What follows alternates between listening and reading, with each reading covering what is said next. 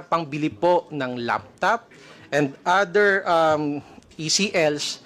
So, yun lang po yung aking kini-question Yes, Your dito. Honor. Yes, The Your Honor. possible irregularity, the graft and corruption that is so patent in this bidding. Sa madaling sabi po, Madam Chair, rig po yung bidding.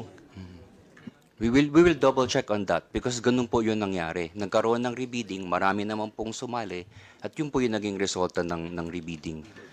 So, same bidders po ito, ano? Yung una, na-disqualified sila because sabi mo for various reasons. Number one doon, yung hindi nakapag-submit ng mga kumpletong dokumento, may mga aayusin.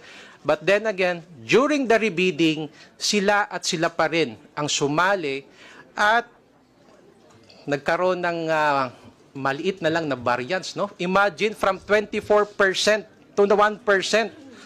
So, yun po ang gusto kong ipaabot